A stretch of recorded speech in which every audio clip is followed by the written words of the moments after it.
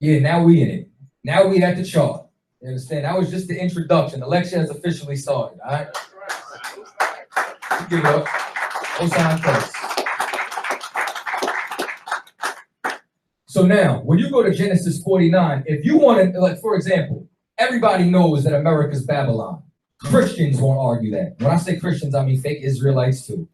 How do we know that America is Babylon? Because of the spiritual attributes, because of the blueprint that was left inside the scriptures, which identifies it as America, because they correlate and line up. Well, this was our treasure map. This was our identifying markers for know who the hell and what the hell we would be doing in the last days. This is Genesis 49:1. And Jacob called unto his sons and said, gather yourselves together, that they may tell you that which shall befall you in the last days. We're in the last days right now. Nobody will argue that either. So these prophecies have to be concerning today. Gather yourselves together and hear, ye sons of Jacob, and hearken unto Israel your father. Next slide. So now, I'm going with Ephraim, Manasseh, and Simeon. When we talk about Joseph, we're talking about Ephraim and Manasseh. So we're talking about Puerto Rico, we're talking about Cuba, and we're also talking about Hispaniola. Now, I'm not going to get into Simeon just yet. I'm going to break him down later. You understand? But the archaeology that I'm about to bring out has to do with the Caribbean. So that's why I'm linking these three together, all right? So now, Joseph is a bow, even a fruitful bow by a well, meaning what? That he's a tree, he's fruitful. And now he's by a well, meaning what? Water, just like Ephraim was by the islands. You understand? He's letting you know that these Indians, these people out, the tribe of Ephraim was going to be by a water supply. You understand? So now whose branches run over the wall, meaning what? It's just like the scripture says that Ephraim is a cake not turned. You understand? Ephraim started to mix himself with all these other people, all these other nations. And that's a history that we've had inside these different captivities. The archers have sorely grieved him and shot at him and hated him. That's the so-called white man conquering Puerto Rico, conquering the Bahamas, conquering Hispaniola. And I didn't have enough time. I had so much things that I wanted to put in here, but one of them was some of the ships and navigators, if they wanted to know how to get to the next island, all they had to do was follow a trail of floating bodies. That's how many of them they were killing. So now, but his bow abode in strength, and the arms of his hands were made strong by the hands of the mighty power of Jacob. So now you start to see that, you understand, like Ephraim is somebody who's noted for being strong and strengthened, even by God the Father, who shall help thee, by the Almighty, who shall bless thee with the blessings of heaven above, and blessings of the deep and under that lieth, blessing of the breast and of the womb. Meaning, like, let me tell you something, man. Like, my father got 5 kids. He told me some of them got pregnant through birth control. You understand? Like, I'm telling you, like, he like Ephraimite or something like that. We hunger sister. She might get pregnant. Straight up and down. I'm telling you. Sneeze too close to you. You know what I'm saying? I'm on child support. Crazy. So now the blessings of thy father have prevailed above the blessings of thy progenitors, meaning that this is a tribe, which is why they ended up becoming, you understand, the head of the northern kingdom, because of the inheritance, because of the blessings that they had. Next slide. So now, the next publication, which we will discuss, will be a piece of 19th century literature by some German, I don't know how to pronounce his name, Kaiserling, whatever. So his work primarily deals with the contributions of the Jews to the voyages of Christopher Columbus. So it starts talking about the Caribbean. And what he finds out is that the Indians of the Americas are the lost tribes of Israel. And the main focus is on the Taínos and the Arawaks. So now, once again, we're talking about Hispaniola, the Simeonites, and we're talking about the Taínos, the Caribs, the rest of the Arawaks, meaning what? We're talking about Ephraim and Manessah on Cuba and Puerto Rico. Next slide. This is the book, if any of you want to know. This is what he wrote. Christopher Columbus and the participation of the Jews in the Spanish and Portuguese discoveries. Next slide. This is a letter that was, this is a translation of a primary source. There was a conquistador, Portuguese cat, that he turned around and he started studying the North American Indians. He started studying the Indians of the Caribbeans, and this is what he found. The language of the Indians in Hispaniola, Cuba, Jamaica, and the adjoining islands, he contends that it has many resemblances to Hebrew. So he starts breaking down all the different words that all line up with Hebrew. So their rites and ceremonies, as well as their language, form one of the main arguments in favor of this theory of descent. Circumcision prevailed among the Indians. They often bathed in rivers because we invented cleanliness. You understand? Like, next slide. And streams. They refrained from touching the dead because you would have to be quarantined then. You came around the dead, you were unclean for 7 days. And from tasting blood. They had definite fast days, meaning what? The Day of Atonement. Marriage with sister-in-laws was permitted if they were childless widows. Right there, that's the law of the kinsman. Wives were discarded for new helpmates because, once again, the law of Moses said that you were able to divorce. They also sacrificed first fruits on high mountains and under shady trees. They had temples and carried a holy ark before them in a time of war. They were also, like the 10 tribes, inclined to idol worship because, once again, that's why the white man came over and destroyed us. But we still had traces of our culture. Next slide. This right here, los indios de las Indias Islas son Hebreos. The Indians of the islands are Hebrews. What we just read was the translated version of this letter. Next slide. A Portuguese marino, Villafort, who, strange to say, had called himself Montesinos and afterwards assumed the name Aaron Levi, informed Manessah that he had mingled in South America with Jews of the 10 tribes. Why is this so important? Remember this later. Remember, he was in South America. Next slide. This is from Lost Tribes and Promised Land. The woman got off and spoke to Francisco in an Indian tongue. So this is Montesinos with this cat, Francisco, and they were in Quito, Peru. While they were in Quito, Peru, this is what happened. It says that they spoke in a language he could not understand. Blase, blase. Upon hearing the words, they rose, they went over to Montesinos and heard his utter astonishment. Shema Yasha'Allah Yahweh Lahayanawa Yahweh Akkad. Hear, O Israel, the Lord our God, the Lord is one. They had recited in Hebrew the fundamental credo of Judaism.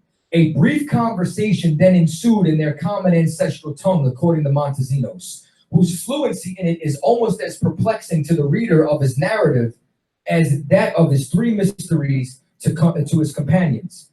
They told him that they themselves were of the tribe of Reuben, and that the tribe of Joseph lived on islands nearby.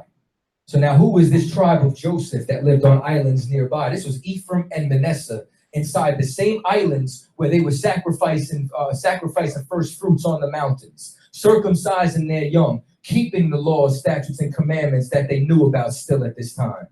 Next slide. Oh yeah, now it gets deep. Llegó una ondulación en el terreno donde estaban las piedras y empezó a He's talking about these stones, these rocks. Yeah? Poco a poco, y las estudió y en un principio pues él pensó que la escritura que tenían representada era escritura hebreo caldaico. Hebreo. These characters are Hebrew. Eso tenía relación con las tribus perdidas de Israel. Al ser esto, and it says that they have the 10 tribes of Israel. Algunos arqueólogos plantearon que el padre falsificó las piezas y pues poco a poco en un origen las piezas eran 800. Take a look at all those stones. Y se fue desmembrando la colección y hoy día pues nos queda aquí en Puerto Rico aproximadamente. These stones are known as the stones of Father Nazario. They were passed down by one of the chiefs all throughout his generations, and the chief's daughter went and passed these over, you understand, to this cat called Father Nazario. For years they knew about these stones. Then somebody turned around and said, yo, these stones have Hebrew on them. And they started to translate the stones. Not only did it say that they crossed the Atlantic, but it had the names of the 10 tribes of Israel who left the captivity of Assyria. This was found inside Puerto Rico. There was hundreds of these stones. And what happened is that they had to fight with the government even to keep them. The majority of these interviews were in Spanish, except for maybe 1 or 2. Give me the next slide. I want y'all to see this video right here.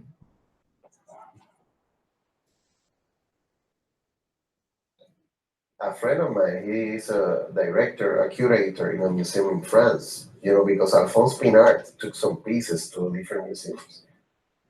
And I said, man, are these pieces there? He says, man, yeah, they're here, right? And in France, he found like 38 artifacts that the father had given to the priest.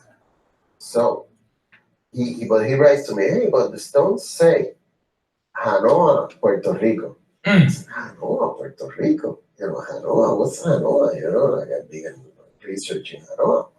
And I began looking at historical documents, everything, right? And so I began saying, well, Hanoa, put it on the internet, So Hanoa. Pause this real quick. Is a territory, where on these stones, right? There were certain stones that were sent to France. They start studying them. They find Hanoa, Puerto Rico.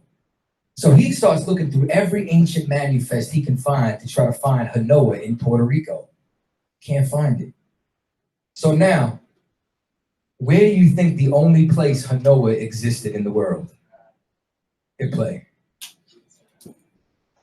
Tribe of Ephraim was located. And so give me the next slide. Hanoa, a place named on the eastern boundary of Ephraim, meaning that this was in the land of the northern kingdom. So the sons of Joseph were on islands nearby South America, the Caribbean, where they found Hebrew stones with Hanoa carved into them. Don't tell me the 12 tribe chart ain't accurate. This is the goddamn tribe of Ephraim. I don't know what the hell you're talking about. But now, this came out in 2017. Ariel knew this in the 70s. You understand? In the late 60s. Since 1969, we knew this. And y'all want to talk about, oh, it was a vision. Man, fuck you. Excuse me. You understand? Salakia. So I'm sorry. I apologize. But the point being is that y'all cannot come against this, man. You understand? Like, this I.S.U.P.K is the home of the truth. Next slide. So now this is the Aborigines of Puerto Rico and the neighboring islands. Now, mind you, in the very beginning of this book, it says that whatever is true for this is also true for Hispaniola. So now, once again, all this has to do with Simeon as well. Whatever you start to prove for the Puerto Ricans is what you can prove for the Cubans, is what you can also prove for Hispaniola. Next slide.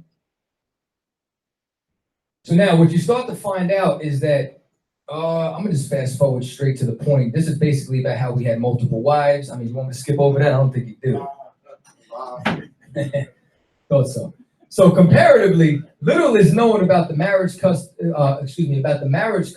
of the native Aboriginal of Puerto Rico, and it is commonly stated that wives were treated as slaves. Now, why did I say this? Because that's exactly what they try to say about us today. Because as soon as the white man sees that a woman is cooking and cleaning, you understand, for her husband, she's a slave now. You understand? The white man is the devil trying to break up our families. You understand? There is every reason to believe that the caciques were polygamous, meaning that they had more than one wife. That's a part of our culture. That is so wild. The great men recorded, so he starts talking more about that. So now Lacasis mentions that the betrothals of the caciques would-be husband would send his principal man to the maid's father, meaning that he would send his servant to the woman's father. So now what you start to find out is that they would turn around and they would pay dowries for the bride. So they would turn around and he'd be like, yo, this is your daughter. I want to marry her. And then he would turn around and give him something for him. And then they drop down. And it says that this is directly connected as becoming of the servants of her father as Jacob served Laban for Rachel and Leah. You can go and you can find every single one of our customs, culture, all throughout all of the culture of the North American Indians. Next slide. So now traces of Phoenician, when you see Phoenician, this is talking about ancient Hebrew. Traces of Phoenician involvement in the Caribbean go beyond Cuba, meaning they found Hebrew in Cuba, appearing in the strange bearded petroglyphs of the islands of Hispaniola and Puerto Rico. Next slide. So what you start to find out is also the strange headpieces that they found, meaning that they called this a turban. So what the hell was a mitre or a turban doing carved into a rock inside of Puerto Rico? Next slide. Also, the same way that they had these, they try to say, oh, Indians can't grow beards, this and that. We started carving what the hell we can do and what we couldn't do inside these walls. This is important. We're going to save this for later. Next slide.